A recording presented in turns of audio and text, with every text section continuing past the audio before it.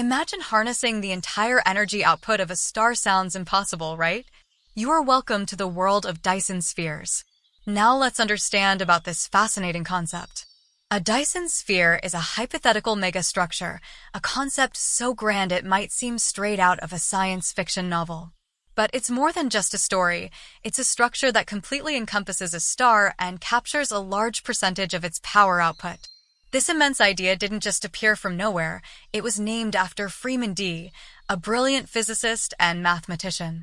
He popularized the concept in a 1960 paper, painting a picture of a future where civilizations could harness the power of stars.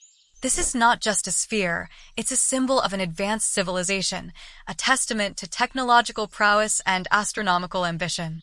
Now the question is, can we, the human race, ever build such an enormous structure? To understand the feasibility of building a Dyson sphere, we first need to comprehend its colossal scale. Imagine a structure so massive that it entirely encapsulates a star, capturing all of its energy output. This is the concept of a Dyson sphere, an idea so grand it's almost beyond our comprehension. To put it into perspective, let's use the Earth as a reference point. The surface area of our planet is about 510 million square kilometers. Now, if we were to build a Dyson sphere around our Sun with a radius similar to Earth's orbit, its surface area would be approximately 200 million times that of Earth. That's right, 200 million Earths could fit on the surface of this proposed megastructure. But that's not all. Constructing a Dyson sphere would require an amount of material that is simply staggering. If we were to use all the matter available on Earth, we'd barely make a dent in the required quantity. In fact, to build a solid Dyson sphere, we'd need to harness the material resources of all the planets in our solar system, and even then, it might not be enough. Let's consider iron, a commonly used construction material. The total mass of iron in the Earth's crust is estimated to be around 1 cn/kg. However, to build a Dyson sphere with a thickness of just 1 m, we would need approximately 300 sextillion kg of iron. That's 300 times the total amount of iron on Earth. Clearly, the construction of a Dyson sphere is no small feat. It's a project of astronomical proportions, a testament to the boundless imagination of the human mind. The sheer scale of such a structure is intimidating, almost incomprehensible. But what if we could overcome this material constraint? The possibilities would be as limitless as the universe itself. Building a Dyson sphere isn't just about materials, it's about the technology that we would need to create. So let's talk about these technological challenges. First off, the sheer scale of a Dyson sphere means that traditional construction methods are out of the question. We're not talking about a few cranes and bulldozers here, folks. We're going to need something a little more advanced. The theory suggests self-replication robots. These are machines capable of constructing duplicates of themselves using raw materials. It's a bit like how cells divide and grow in a living organism. This kind of technology does not exist yet, but it's a fascinating concept. Next, we need to consider the advanced material science required. The Dyson sphere has to withstand tremendous forces and extreme temperatures. It would need to be made from a material that's both incredibly durable and lightweight. And it's not just about creating a super material. We also need to understand how to work with it on an astronomical scale. This involves not just material science, but also engineering and physics. Now let's not forget about energy storage and transmission systems. The whole point of a Dyson sphere is to capture and use the energy of a star. This means we need a way to efficiently store and transmit that energy. Current technology allows us to do this on a small scale, but scaling it up to a Dyson sphere level is a whole different ballgame. Lastly, there's the question of where we would get all these raw materials. One possible solution is mining the sun itself. The idea is to use the sun's own mass as a source of material for the Dyson sphere. This is a wild concept, but then again, so is the idea of a Dyson sphere. While we may not have this technology now, who's to say what the future holds? The challenges are enormous, but then again, so are the potential rewards. The Dyson sphere represents a level of technological advancement that is currently beyond our reach, but perhaps not forever. It's a fantastic reminder of the power of human ingenuity and our endless pursuit of knowledge and progress. So we've talked about what a Dyson sphere is and what it would take to build one, but what would it mean for us? For humanity? Let's take a moment to imagine a world, or rather a universe, where a Dyson sphere exists. A structure so massive it encapsulates an entire star. The first and perhaps most obvious benefit would be the energy yield.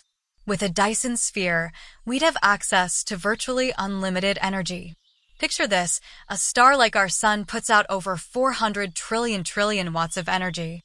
Now imagine harnessing just a fraction of that. It's an energy revolution like no other, pushing us beyond fossil fuels and other limited resources and into a new era of sustainable and abundant energy. But the implications go far beyond just energy. With such a colossal amount of power at our disposal, we'd be able to support an enormous population. Not just billions or even trillions, but potentially quadrillions of people.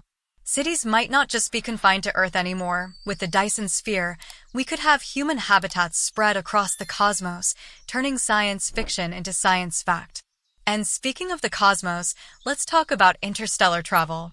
With the energy of a star at our fingertips, we could potentially propel spaceships at speeds previously unheard of. This could mean exploring distant galaxies and making contact with potential alien civilizations.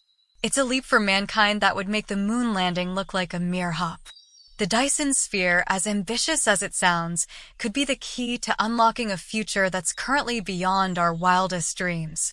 It could redefine our understanding of what's possible, pushing the boundaries of human ingenuity and innovation. The possibilities are as endless as they are exciting.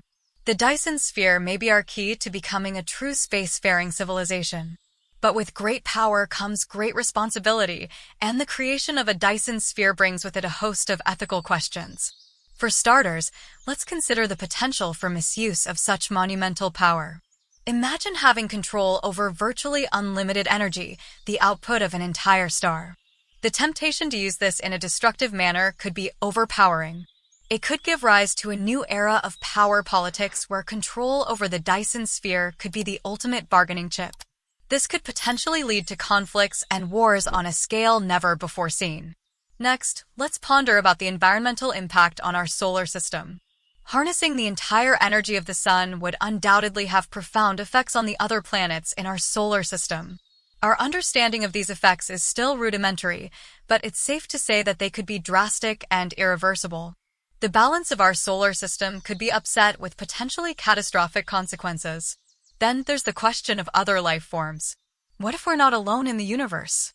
Building a Dyson sphere could potentially displace or even extinguish other life forms that might be living on other planets in our solar system. This is a massive ethical dilemma. Are we justified in taking such drastic measures for our own benefit at the potential expense of other beings? And let's not forget about the ethical implications of resource consumption. To build a structure of this magnitude would require an astronomical amount of resources. In our quest for unlimited energy, would we end up depleting the very resources we depend on for survival? Lastly, there's the question of who gets to make the decision. Who has the right to decide that humanity should build a Dyson sphere? Is it a decision that should be left to a select few, or should it be a collective decision made by all of humanity? The Dyson sphere then is not just a technological challenge, but a moral one as well. The Dyson sphere, a concept so grand it's hard to even comprehend.